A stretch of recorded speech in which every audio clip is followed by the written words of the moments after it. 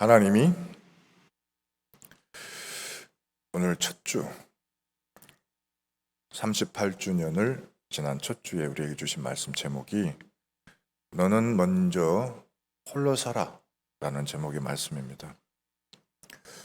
어제 우리 교회 청년 두 사람이 각각 같은 시각에 결혼을 했습니다. 제가 이제 그 현장에 가서 이제 결혼 현장을 다 보면서 기도를 한 게 있어요. 뭐냐면, 하나님, 오늘 내가 이 현장에 보면서 의미가 뭘까? 의미를 알게 해주세요. 오늘 제가 보는 이 모습들 속에 어떤 의미가 있나요? 한 가지 떠오르는 게 있었어요. 뭐냐면, 우리의 그 가는 모든 길은 사실은 함께 가야 되는 길입니다. 함께 가지 못하면 안 돼요. 한문으로 사람 인자를 써보신 적이 있으면 어떻게 생겼는지를 아실 겁니다. 어떻게 생겼죠? 큰 짝대기가 이렇게 있고 밑에 작은 짝대기가 이렇게 받치고 있어요. 혹시 책이나 어떤 막대기나 이런 걸 가지고 두 개를 한번 이렇게 세워보려고 해보세요. 그러면 안 된다는 거를 알 겁니다. 그 이유가 뭐냐면 두 개 다 기울어져 있기 때문이에요. 둘 중에 하나도 바로 서 있질 않아요. 둘 다 이렇게 기울려 있어요. 그래서 한번 해보시면 이렇게 서지를 않아요. 위에 것이 밑에 걸 누르고요. 그러니까 자빠지게 돼 있어요. 근데 사람은 원래 둘이 하나가 되는 존재거든요. 누군가는 홀로 서지 않으면 절대 남과 함께 설 수가 없습니다. 지난주 강단 말씀에 지지난주 강단 말씀에 서로 사랑하라. 우리가 서로 사랑해야 되는데요. 여의똥하면 우리가 서로 사랑하면 서로 사랑이 이루어지나요? 근데 그게 안 된다는 거예요.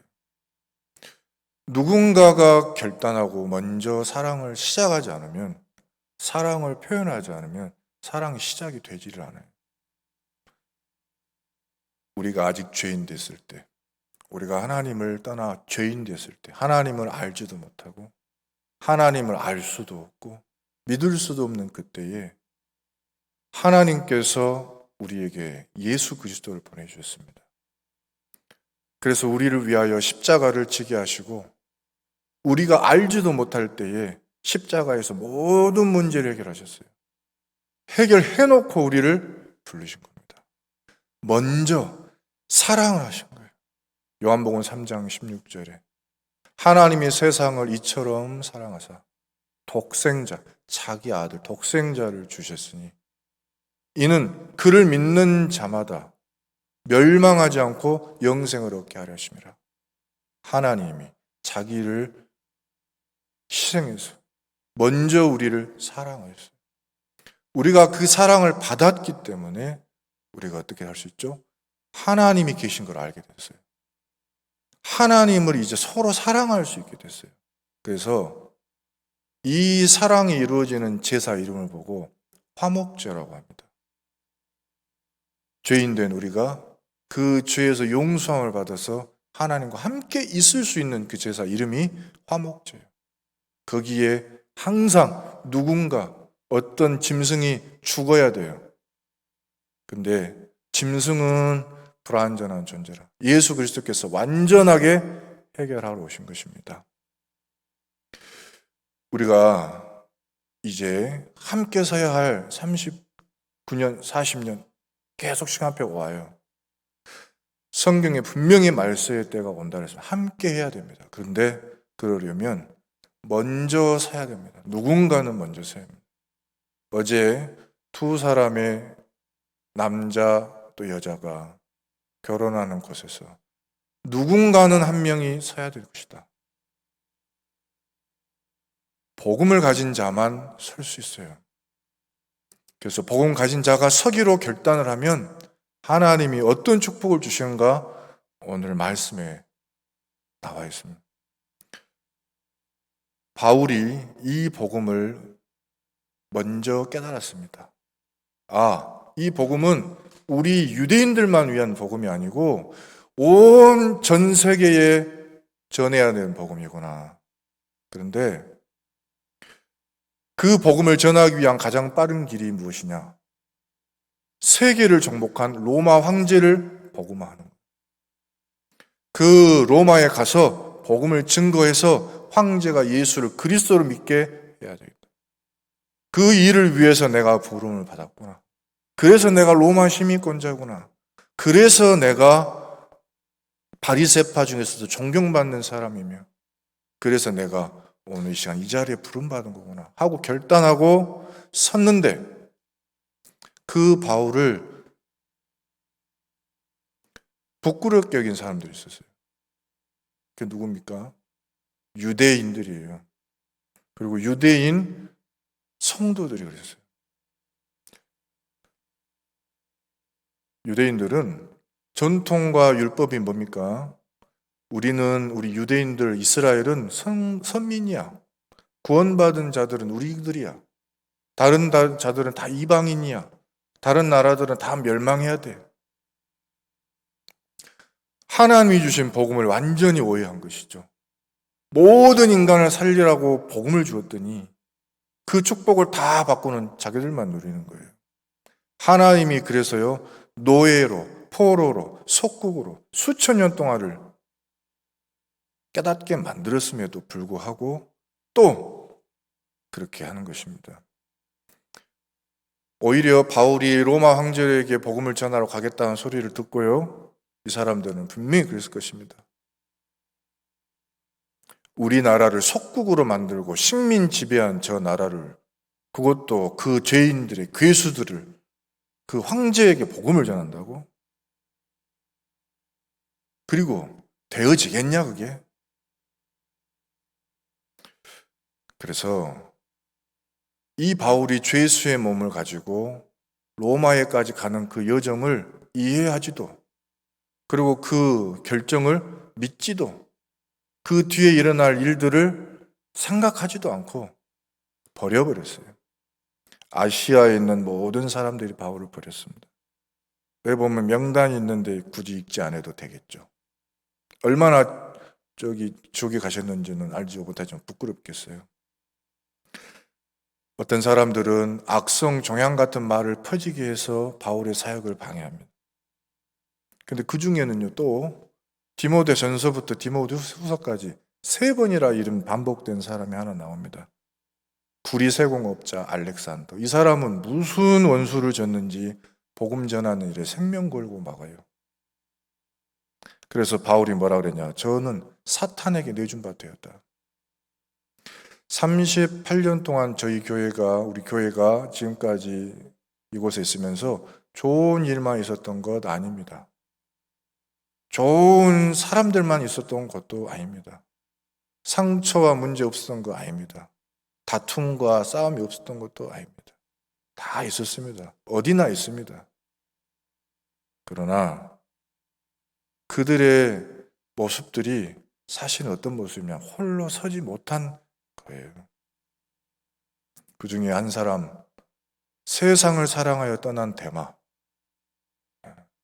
하나님의 사랑을 충분히 누리지 못했어요. 그러나 보십시오. 바울과 전도 여정을 함께한 자들이 있어요. 바울이 죄수의 몸에 쇠사슬에 매인 몸이 되어지고 그 모든 과정을 지켜보고 함께한 자들이 있습니다. 그 중에 오늘 디모데의 가정이 나와요. 이 디모데의 가정의 모습을 한번 보실까요? 아버지가 안 계신 걸 보니까 아버지는 일찍 돌아가셨나 봐요. 상처가 있는 집입니다. 그리고 혼혈, 다민족 가정이에요. 아버지가 헬라인, 어머니가 유대인. 그 가정의 외할머니 로이스, 어머니 유니게, 아들 디모데가 한 집에 모여서 바울이 전해준 복음을 듣고 가정에서 예배드리는 모습을 한번 상상해 보십시오. 그리고 그들이 바울의 전도 여정을 떠나갈 때 항상 모여서 기도로 돕고 하는 모습을 한번 상상해 보십시오. 그런 가정이 바로 여기 계신 모든 성도님들의 가정 되시기를 주의 이름으로 축원합니다. 2000년간 증인의 이름으로 여기 성경에 남았습니다. 그 결과로 이 디모데 후서가 오늘 우리에게 증인 문서로 읽혀지고 있는 것입니다. 여기 보면은 또 쇠사슬에 매인 전도자를 부지런히 찾아간 사람 이름도 기록됐습니다. 오네시보로. 아예 자기의 생업을 다 내려놓고 24시간 동행한 의사도 있습니다. 전문인이었어요. 감옥에 갇혔기 때문에 많이 아프고 어렵겠죠. 그래서 이 누가는 자기 생업을 버렸습니다. 본업과 주업과 부업을 바꿨어요. 자기 먹을 것을 챙기고 좀 도와도 될 것을. 이 일이 얼마나 중요한지 알기에 주업을 바꿔버렸어요. 그랬는데 이 의사 누가가 쓴 책 2권, 이 사람이 바울을 따라다니면서 썼던 그 책 2권, 그것이 바로 누가복음, 하나가 사도행전입니다. 하나님은 그 편지 2개를 하나님의 성경이 되게 하셨어요. 지금도 우리가 그 말씀 들고 전도 현장 나가면 귀신이 벌벌 떱니다. 사단이 꺾입니다. 하나님 나라가 임합니다. 믿으시기 바랍니다. 여기 계신 여러분들이 하나님의 말씀 듣고 기록하신다. 그것이 바로 사단이 무서워 떠는 여러분의 증인문서 될 것입니다. 또 우리가 본받을 만한 한 가정이 있어요. 브리스가와 아굴라. 본부 메시지에서도 나왔는데요. 이 사람들은 자기 목을 내놓을 만큼 바울과 함께 했습니다. 그랬는데 보시면 이들의 이름이 어디에 기록되어 있냐면 로마 책에 기록됐습니다. 그 로마 책에 뭐라고 기록되어 있냐면 이들이 최고의 부자로 마지막 임종했다고 나와 있어요. 얼마나 큰 영향을 줬던지 로마의 역사책에 기록이 되어 있습니다. 그 로마가 어딘가요? 바울이 갔던 그곳. 이 사람들이 그곳까지 따라간 것입니다. 여러분, 우리가 함께 하기 위해서 먼저 복음 안에서 홀로서는 축복 누리시기를 예수님 이름으로 축원합니다. 디모데에게 부탁했습니다. 그러므로 어떻게 홀로설 수 있느냐? 그리스도 예수 안에 있는 은혜 가운데서 강하라. 그리스도가 누구십니까?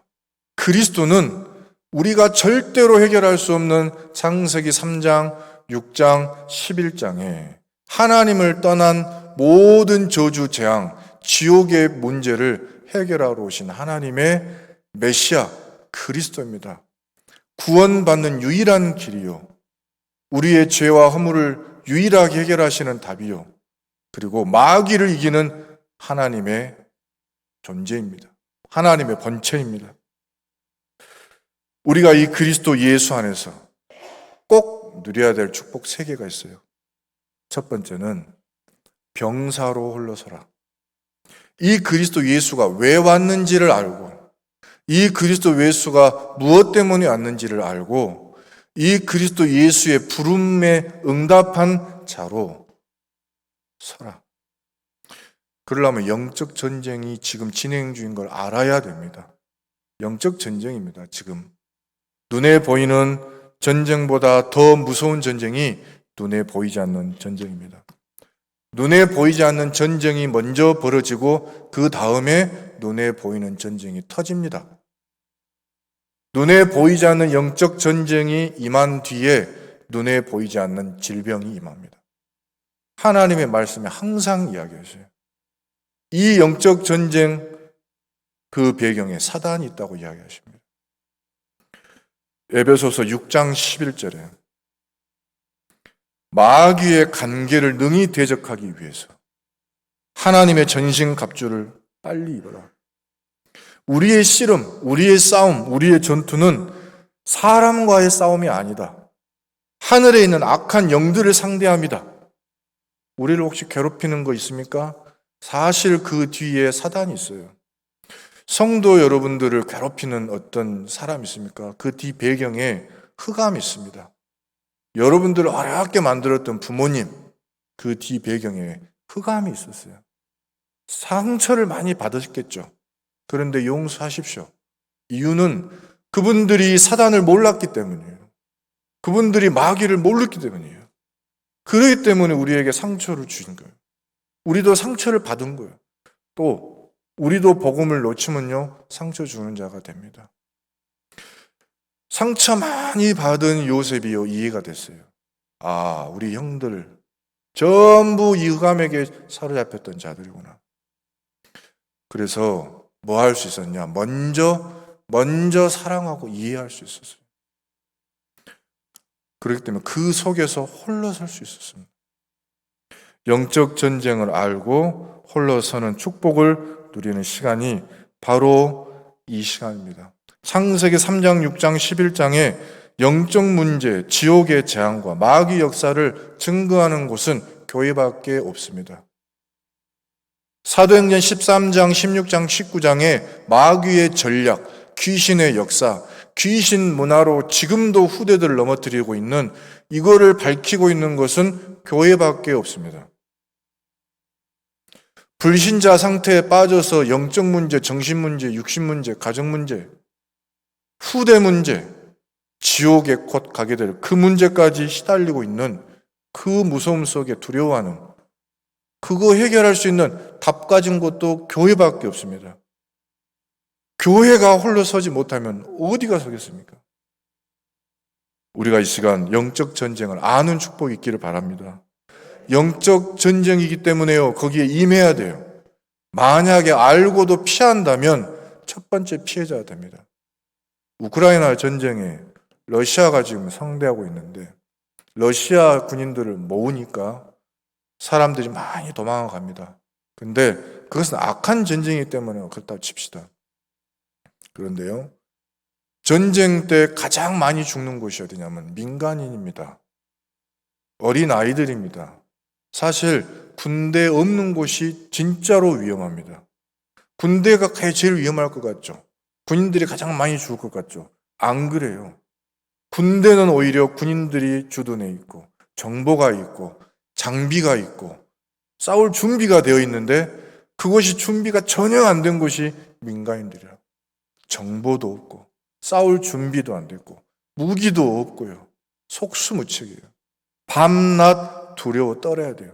그게 만약에 신자의 삶이 된다면 어떡하겠습니까? 우리는 문제를 피할 것이 아니고 어찌 한다고요? 임해야 될 줄 믿습니다. 우리는 이 일에 부름받은 하나님의 영적 군사입니다. 이 영적 전쟁이 진행 중인 줄도 모른다면 이미 그건 죽은 목숨이고요. 있는데도 피한다면 사탄의 첫 번째 공격 목표예요. 만약에 영적 전쟁인 줄 알고 이미 이 영적 전쟁에 승리하신 그리스도를 붙잡는다면 반드시 이길 줄 믿습니다. 베드로전서 5장 7절부터 10절을 읽어보면 너희 염려를 다 주께 맡기라 그랬어요. 영적 문제 싸울 사람은 염려를 일단 그리스도께 다 맡기세요. 이는 그가 너희를 돌보심이라. 우리를 부르신 분은, 우리를 부르신 지휘관은 결코 우리를 그냥 두지 않습니다. 필요한 모든 것을 가지고 돌보시는 줄 믿습니다. 근신하라, 깨어라. 이거는 민간인이 하는 일이 아니에요. 군인이 하는 것입니다. 너희 대적 마귀가 우는 사자와 같이 두루 다니며 삼킬 자를 찾나니 도망 다닐 것입니까? 대적할 것입니까? 10절에 이야기하십니다. 만약에 대적하면은 모든 은혜의 하나님 곧 그리스도 안에서 너희를 부르사 자기의 영원한 영광에 들어가게 하신 이가 잠깐 고난을 당한 너희를, 사실 군대에 부름받으면 훈련소에서 훈련해야 되니까 고난이죠. 그러나 잠깐 고난 당한 너희를 친히 온전하게 하시며, 훈련소 통과하고 나면 진짜 군인이 됩니다. 지나고 나면 굳건하게 됩니다. 지나고 나면 강하게 하시며 또 털을 견고하게 하시리라. 하나님의 약속의 말씀인 줄 믿습니다. 부름받은 자는 응답받고 그 자리에 나가면 하나님이 이 축복으로 반드시 이기게 하실 줄 믿습니다. 그러면 그때부터는 영적 전쟁에 눌리는 것이 아니고 누리게 돼요. 영적 전쟁은 창세기 3장, 6장, 11장에 해방된 자가 하는 것입니다. 요한복음 5장 24절에 그리스도를 붙잡은 자는 다 어떤 자입니까? 내가 진실로 진실로 너희에게 내 말을 듣고 또 나 보내신 이를 믿는 자는 영생을 얻었고 절대로 죽지 않는 영생, 심판에 이르지도 아니하나니 사망에서 생명으로 옮겼느니라. 우리의 죽음의 그 처소 창세기 3장 6장 11장에서 해방받았어요. 로마서 8장 2절에 우리는 그리스도 예수 안에 있는 생명의 성령의 법으로 사단이 속이고 있었던 죄와 사망의 법에서 영원히 해방받았습니다. 이거를 누리는 것입니다. 사단의 역사와 공격이 강하면 강할수록 나는 해방받았구나가 더 누려져요. 우리 가정 가문에 사단의 역사가 있다, 공격이 있다, 내게 있는 그리스도의 은혜가 더 강하게 누려져요. 더 체험되는 줄 믿습니다. 그것을 누리는 것이 교회고 성도의 신분인 줄 믿습니다. 영적 군사, 하나님의 성도, 하나님의 자녀 위에는 그리스도가 24시 함께 하십니다. 하나님의 나라가 24시 함께 하십니다. 오직 성령이 함께 하십니다. 우리의 신분은 바뀌었어요. 마귀 자녀에서 하나님 자녀로. 우리의 권세가 바뀌었어요. 마귀의 종에서 하나님의 제자, 그리스도의 제자로. 우리의 업이 바뀌었어요. 군대 가기 전에 깡패도 그것도 업이라고, 업인데 그 사람도 부름받으면 군인이 됩니다. 군대 가기 전에 아무리 노숙자라도 불러서 가면 군인이 됩니다. 군대 가기 전에 아무리 못 사는 사람, 잘 사는 사람 다 똑같아요. 누구나 다 그리스도께서 부른 대로 나아가면 군인이에요. 그래서 교회는 잘 사는 사람, 못 사는 사람, 잘난 사람, 못난 사람 구분이 없습니다. 재벌도 와서 은혜 받고 가난한 사람도 와서 능력 받는 곳이 하나님의 교회인 줄 믿습니다. 영적 전쟁을 누리시게 되면 현장에서 아무리 우리가 부족해도 그것을 이기고 승리하고 살리는 영적 엘리트로 하나님이 세우실 줄 믿습니다. 두 번째입니다. 우리는 경기하는 선수로 부름을 받았습니다. 그런데 법대로 경기하는 선수입니다. 경기하는 선수란 경기하는 곳에 혼자 선 사람이에요. 결코 코치와 함께 있을 수 없어요. 결국 우리는 실전이 닥치면 혼자입니다. 경기장에 혼자 가지 선생님하고 같이 가는 것 아닙니다. 우리가 과거의 영적 문제, 과거 상처, 재앙, 저주 많이 당했는데 그게 전부 우리의 훈련이에요.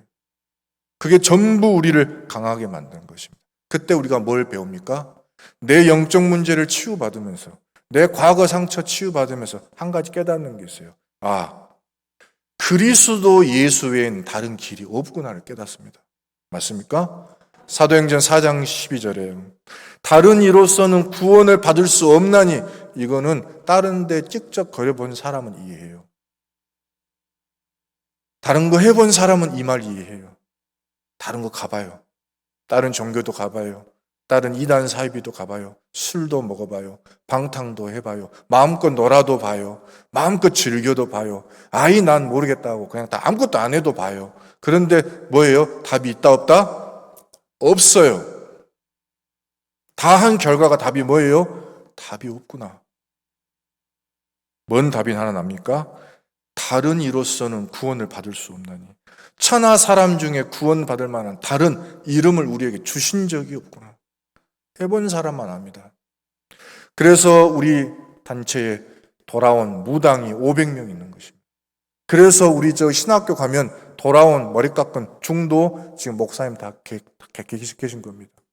여기 보면 방탕하고 방황했던 사람들이 이 자리에 앉아가지고 예배 드리고 있는 것입니다. 해봤더니 답이 있다 없다? 없다. 오직 예수 그리스도만 우리의 답인 줄 믿습니다. 그 답을 가진 사람이 뭐 할 수 있냐? 답을 말해줄 수 있어요. 그리스도 외에는 다른 길 없다고 말할 수 있어요. 다른 편법도 없어요. 다른 지름길도 없습니다. 여러분 영적 싸움하는데, 영적 문제 해결하는데, 우리 가정 문제 해결하는데, 나에게 와 있는 우리 가문에 왔었던 재앙 저주 해결하는 지름길도 없습니다. 오직 그냥 한 길만 있을 뿐이에요. 그리스도. 그 그리스도 붙잡고 오직 24 25, 그 영혼의 축복을 누리는 것만이 영적 문제 이기는 길입니다. 성삼위 하나님이 나와 함께 하시기로 했으니까 그 약속을 붙잡고 24시간 누리는 거예요. 그 예배에 성공하는 거예요. 예배하라고 그랬는데 예배를 안 하면서 어떻게 영적 문제가 해결되지죠? 귀신이 와서 왔다 갔다 하는 사람이면 아침 저녁으로 예배드려요. 그럼 반드시 흑암 떠나가요. 안 하면서. 그것도 일주일에 예배 드릴까 말까 하면서 아예 해결이 안 되네. 그러면 안 돼요. 왜요? 지름길이 있다 없다? 없어요. 편법이 있습니까? 경기하는 사람한테 편법이 있습니까? 없어요. 마라톤을 하는데 질러가면 됩니까? 안 돼요. 그거는 이유가 있어요. 법대로 하라는 거예요. 하나님이 주신 길을 따라가라는 거예요. 오직 한 길, 그리스도 붙잡으면 되는 줄 믿습니다. 그 증인들이 렘넌트 7명입니다. 전부 혼자 섰어요. 요셉, 모세, 사무엘, 다윗, 이사야, 엘리사, 그리고 바울. 전부 자기가 원래 있었던 곳을 다 떠나온 사람입니다. 어머니를 떠나고, 자기 집을 떠나고, 엄마, 아버지 품을 떠나고, 성도의 품을 떠나고, 원래 자기 가문을 떠나고, 바리새인 든든한 배경 떠나고 다 홀로 섰어요. 그런데 홀로 선 뒤에, 그 훈련을 겪은 뒤에 반드시 다시 돌아가서 함께 있어요. 그래서 지도자가 됐습니다. 요셉도 모세도 다 원래 자기를 어렵게 했던 사람들 다 만났어요. 모세도 다시 돌아갔습니다. 돌아가서 뭐가 됐습니까? 지도자가 됐습니다.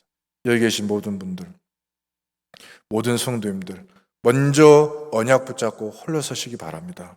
그러면 여러분과 함께 할 제자들을 하나님이 붙여주실 줄 믿습니다. 그 제자들이 여러분 가정에 있어요. 또 여러분 가시는 현장에 있어요. 하나님이 붙이실 것입니다. 또 우리를 영원한 증인으로 세워주세요. 홀로 선 자는 함께 설 수 있고 영원한 증인으로 서게 됩니다. 하나님의 약속인 줄 믿습니다. 세 번째, 우리는 농부로 부름을 받았습니다. 농부는 씨를 뿌리는 사람입니다. 농부에게 생명이 있는 것이 아닙니다. 농부는 생명을 가진 씨를 뿌리는 사람입니다. 이 시간 강단 위에서 하나님이 말씀을 주십니다. 이것이 씨인데 이 씨가 생명이 있어요. 그런데 우리가 이 말씀을 받아가지고 내 심령에 심어요. 그러면 나는 얼굴이 좀 못생겨도 씨가 못생깁니까? 아니죠. 아무 상관이 없어요. 내 수준이 좀 떨어진다고 씨도 수준이 떨어집니까? 안 그렇습니다. 내가 조금 부족하다고 씨가 좀 부족해집니까? 안 그렇습니다. 씨의 생명이 있고 씨의 능력이 있고 씨가 살아나가는 거, 씨 안에다가 하나님이 다 주셨어요. 에스겔서 37장 4절부터 5절에 너희 마른 뼈들아, 우리가 마른 뼈와 같이 돼 있어도 상관이 없습니다. 왜요? 여호와의 말씀을 들을지어다. 주 여호와께서 이 뼈들에게 이같이 말씀하시기를 내가 생기를 너희에게 들어가게 하리니 너희가 살아나리라. 우리는 이 말씀을 붙잡습니다. 이 말씀을 믿습니다. 히브리서 4장 12절에 하나님의 말씀은 살아있고 활력이 있어서 좌우의 어떤 날선 검보다도 예리하여 혼과 영과 및 관절과 골수를 찔러 쪼개기까지 하며 또 마음의 생각과 뜻을 판단하느니 무엇이 한다고요? 하나님의 말씀이 하는 거예요. 하나님의 말씀만 붙잡으면 나는 할 수 없는데 되어집니다. 그 축복을 누리시는 여러분 되시기 바랍니다. 창세기 1장 2절에 흑암이 가득하고 혼돈이 가득하고 아무것도 보이지 않아요. 그런데 하나님이 말씀하셨어요. 빛이 있으라 하시니 빛이 있었고 뭐 복잡한 설명도 없습니다. 뭐라고요? 빛이 있었고 있으라 하시니 있었고 그 하나님, 전능하신 창조주 하나님의 말씀을 우리는 믿으시기 바랍니다. 하나님의 말씀에는 때가 있습니다. 응답의 때가 있습니다. 농부가 봄에 씨를 뿌리러 나갈 때 가을이 오지 않을까 봐 두려워서 떠는 농부는 한 명도 없어요. 이유 알고 있어요. 믿기 때문에 봄에 씨 뿌리러 나가는 겁니다. 조금 기다리면 계절이 바뀌는 걸 알아요. 그래서 어떤 부지런한 사람은 한겨울부터 준비하는 겁니다. 내년을요. 우리가 바로 이 응답의 때가 있음을 믿고 준비하시기 바랍니다. 이사야 60장 22절에 작은 자가 천명을 이루겠고 작을 때 주신 말씀이에요. 그 약한 자가 강국을 이룰 것이라. 약할 때 주신 말씀이에요. 그러나 때가 되면 나 여호와가 속히 이루리라. 때가 되면, 때가 이르면, 때가 차면 하나님이 속히 이루실 줄 믿습니다. 우리가 급하다고 여름을 제끼고 가을 바로 올 수 있어요? 아닙니다. 여름이 왜 나름의 여름 왜 있습니까? 여름을 지나야 가을의 열매가 튼튼해요. 겨울이 왜 있습니까? 겨울을 지나야 그 땅이 회복이 되어져요. 모든 것에는 이유가 있어요. 지나고 나서 응답 받아보면 과거 이해됩니다. 과거 상처 치유돼 본 사람은 과거 이해됩니다. 이래서 그랬구나. 우리 집에 그 문제가 이래서 왔었구나. 이해됩니다. 그러면서 용서할 수 있고 초월할 수 있고 양보할 수 있고 사랑할 수 있습니다. 이 축복을 누리시기를 바랍니다. 또한 농부는 씨를 심고 물을 주거니와 자라나게 하시는 이는 오직 하나님이십니다. 고린도전서 3장 6절로 7절에 그런즉 심는 이나 물 주는 이는 아무것도 아니로되 오직 자라게 하시는 이는 하나님 뿐이니라. 오늘 새벽 예배를 마치고 얼마 전에 제가 선물 받은 선물이라고 해야 되겠죠? 머리가 헝클어진 것 같은 그 식물을 걸어놓은 것을 가만히 보면서 매일 아침에 매일 하루에 한 번 물을 주라고 적어줬어요. 근데 가만히 생각해보니까 내가 저걸 밥을 안 주는데 밥을 안 주거든요. 물만 주거든요. 어떻게 살까? 어저께는 좀 걱정돼가지고 한번 처음으로 햇빛에다가 내놔봤어요. 안 보면 죽을 것 같아서. 근데 보니까 그림자에서도 잘 사는 것 같긴 해요. 밥을 안 먹고도 사네. 그 이유가 있습니다. 하나님이 그렇게 만들어 놓으셨어요. 우리는 하나님이 창조한 영적 존재입니다. 물고기는 물에 살게 창조됐어요. 물에 살 수 있는 모든 기관을 다 주셨어요. 물고기야, 너 답답하지? 그래갖고 꺼내서 심폐소생술 한다고 행복한 거 아닙니다. 물고기는 어디 있어야 돼요? 물에 있어야 돼요. 왜요? 물에 살 수 있는 모든 기관을 주셨어요. 나무야, 너 좀 시기하다 하면서 뽑아가지고 높이 받아라 하고 금 쟁반에다가 높이 올려놓으면 행복합니까? 아닙니다. 어디 있어야 돼요? 땅에 박아야 돼요. 왜요? 땅에 박아야 살 수 있는 기관을 다 주신 거예요. 근데 창세기 1장 26절부터 8절에 하나님이 자기 형상대로 사람을 창조하시되 남자와 여자를 창조하시고 그러면 인간은 누구를 닮았어요? 하나님을 닮았어요. 하나님은 누구십니까? 하나님은 영이시니 인간은 그래서 어떤 존재입니까? 영적 존재예요. 하나님을 누릴 수 있는 기관이 있어요. 우리에게.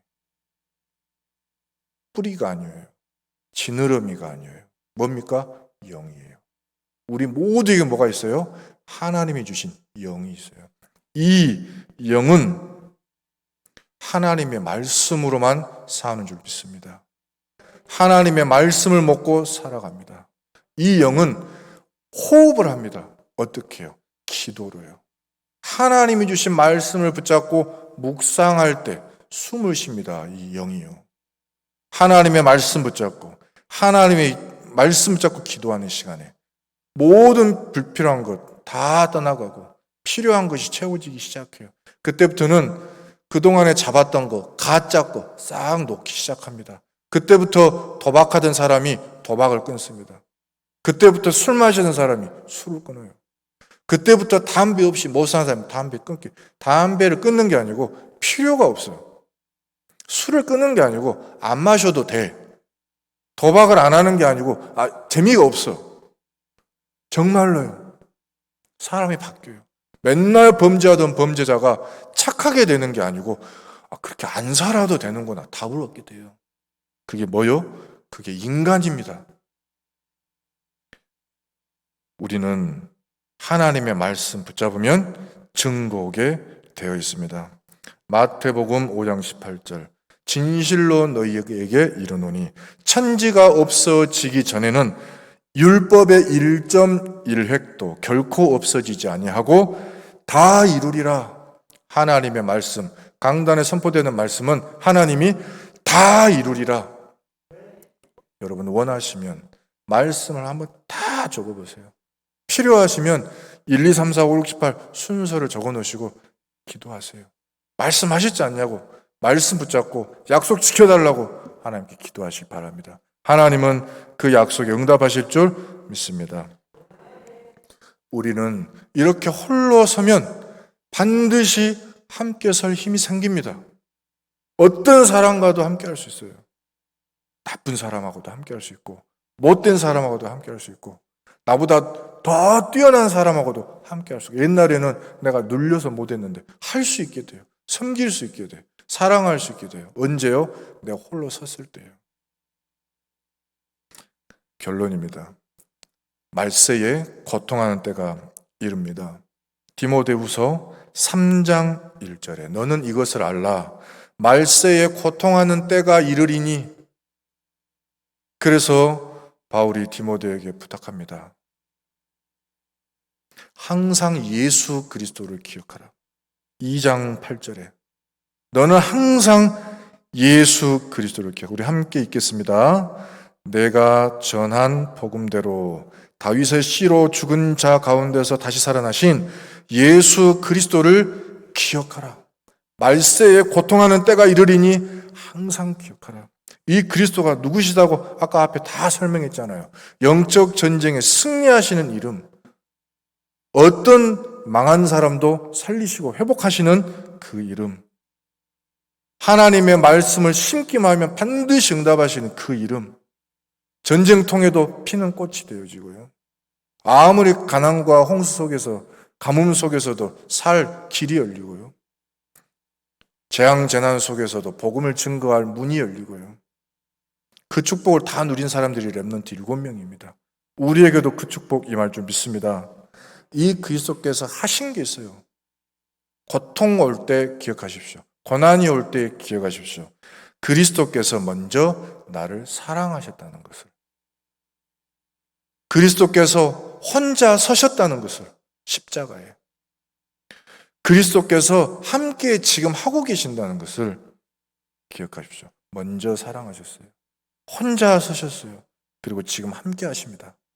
이 그리스도는 지금 나와 함께 계신 영원한 축복을 주시는 창조주 전능자 하나님이신 줄 믿습니다. 그리스도는 하나님이십니다. 두 번째, 범사의 말씀을 생각하라. 2장 7절. 그러면 총명을 주시리라. 말씀을 깨닫게 하십니다. 그러고 하시는 게 뭐냐면 2장 9절에 바울은 항상 체험했어요. 이제 매여있는 죄인의 몸이기 때문에 할 수 있는 것은 딱 하나밖에 없습니다. 말씀을 편지로 전하고 기도하는 것. 그 두 가지 하는데 어떤 일이 일어나느냐? 하나님의 말씀은 매이지 않더라. 그걸 체험했어요. 시공간을 초월하신 하나님이 바울이 누리는 그 기도와 말씀을 통해서 그곳에 전달되더라. 에베소에 전달되더라. 그 증거가 뭐죠? 에베소서. 고린도의 역사가 일어나더라. 증거가 뭡니까? 고린도 전후서. 로마의 역사가 일어나더라. 로마서요. 바울은 어디 있는데요? 감옥에 갇혀 있는데요. 우리가 아무것도 할 수 없다 생각하시는 분 계십니까? 나는 안 된다 생각하시는 분 계십니까? 그러면 바울이 고백한 이 고백을 믿으시기 바랍니다. 하나님의 말씀은 매이지 않더라. 도전하시기 바랍니다. 어떻게요? 성경은 증거하고 있습니다. 아브라함이 아무리 용서 쓸 때는 안 됐어요. 근데 혼자서 롯을 떠나보내고 마므레 상수리 숲을 가운데 제단을 쌓고 하나님 앞에 섰어요. 그때 하나님이 역사하셨습니다. 그때 하나님이 응답하셨어요. 그때 세워진 게 뭡니까? 이번 해 2022년 우리 교회 표 가병 318명이 세워졌어요. 여러분 가정에 개인 예배 시스템을 세우시기 바랍니다. 이 설교 준비 다 해놓고 밤에 핵심 메시지를 들었거든요. 핵심 메시지 결론 흩어진 제자들 보신 분 뭐라고 나왔습니까? 보신 분 아시죠? 혼자 혼자 40일 집중하는 시스템. 그 속으로 들어가라. 혼자서 들어가라. 제가 그 말씀을 보고 너무 감사했어요. 여러분, 아브라함 혼자 섰는데 가병 318명이 세워졌습니다. 여러분 가정에 개인이 정말로 복음 붙잡고 서는데 가정의 모든 사람이 가병으로 서게 될 줄 믿습니다. 하나님의 말씀입니다. 산돌의 집. 성도 한 사람 한 사람은 너무 연약한 존재예요. 그러나 이 사람들이 복음을 붙잡았더니 하나의 돌이 되어졌어요. 산돌이. 이 산돌 하나하나가 세워져 가지고 모여서 뭐가 되느냐? 집이 되었습니다. 집으로 세워진 것, 반석 위에 세워진 산돌의 집은 절대 무너지지 않아요. 마가 다락방에 복음을 붙잡고 모인 한 사람 한 사람 숫자 세보니까 모아놨더니 120명. 120명 적은 수입니다. 그런데 이 적은 수가 어떤 일이 났습니까? 12사도, 70인 제자, 120 성도 이들이 로마를 복음화했어요. 아까 로마 복음화가 된다고 했습니까? 안 된다고 했습니까? 많은 사람들은 안 된다고 봤어요. 그래서 바울을 버린 겁니다. 근데 결과는 어떻게 됐죠? 313년에 콘스탄틴 로마 황제가 예수 그리스도를 믿기로 결단했어요. 복음이 로마를 정복했습니다. 로마를 살렸습니다. 그래서 그 복음 전달된 것이 지금 어디까지 왔어요? 사실 여기 대한민국까지 오게 된 것입니다. 중간에 타락도 하고 중간에 암흑 시기도 있고 중간에 어려움도 있었지만 그때마다 누가 나오냐면 홀로 선 사람들이 나왔어요. 루터, 칼빈, 복음 가지고 선 사람들이 나왔어요. 여러분들, 복음의 위기가 왔을 때 홀로 서서 복음을 붙잡고 복음의 증인되는 저와 여러분 되기를 예수님 이름으로 축원합니다. 기도하겠습니다. 전능하신 우리 하나님 아버지 감사합니다. 하나님이 이 시간 말씀하셨으니 성취하실 줄 믿습니다. 주여, 39주년 첫 발을 띄는 이날 너는 무엇 하기 이전에 먼저 홀로 서라. 이 말씀을 붙잡고 모든 곳에서 복음 붙잡고 홀로 서는 축복을 누리게 하옵소서. 혼자 복음을 누리는 시스템을 세우게 하옵소서. 그 위에 모든 사람과 모든 민족과 함께 할 수 있는 능력을 주실 줄 믿습니다. 역사 속에 미래 속에 증인되게 증인으로 세우실 줄 믿습니다.